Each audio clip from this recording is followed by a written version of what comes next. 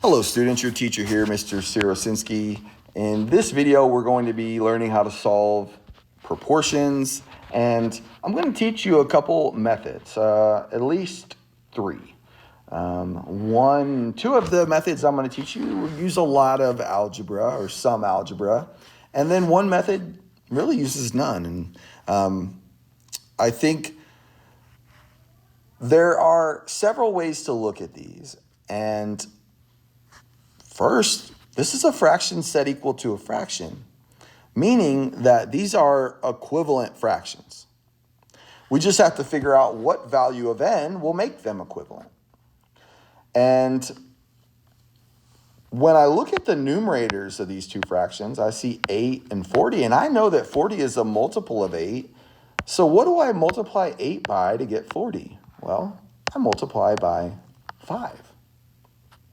And if you didn't know that 8 times 5 was 40, you could divide 40 by 8 and get 5, and then you would know. And so if I multiply the numerator by 5 to get 40, then I'm going to make the assumption that if I multiply the denominator by 5, I will get the correct ratio. So let's see.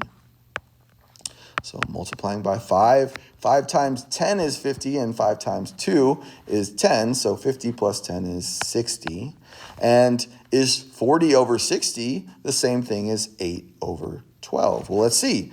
8 over 12 reduces, let's see, 4 goes into 8 2 times, and 4 goes into 12 3 times. All right, so 2/3 is the fraction.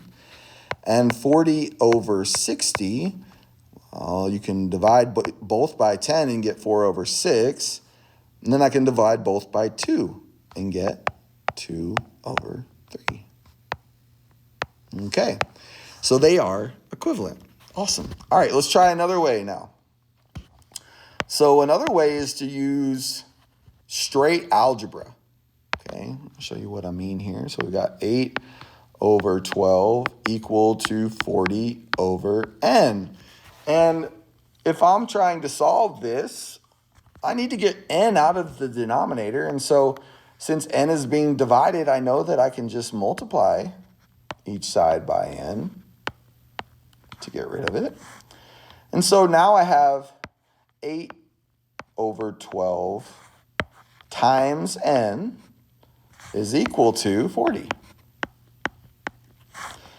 And instead of dividing, we multiply by the reciprocal to get rid of fractions. So we would do 12 over 8, and those would cancel out.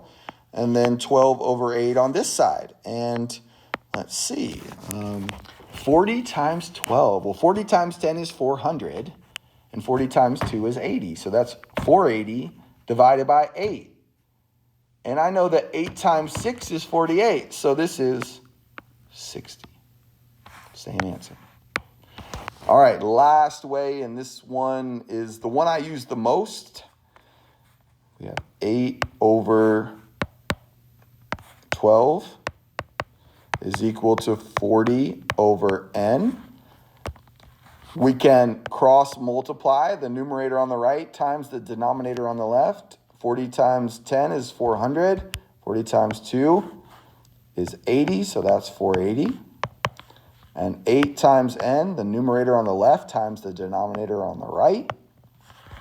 And now I only have to use a little bit of algebra. Solving for n, so we divide by 8. And again, I know 8 times 6 is 48, so it's 60. That's how many times 8 goes into 480. All right, this has been Solving Proportions. I am your teacher. This is the way.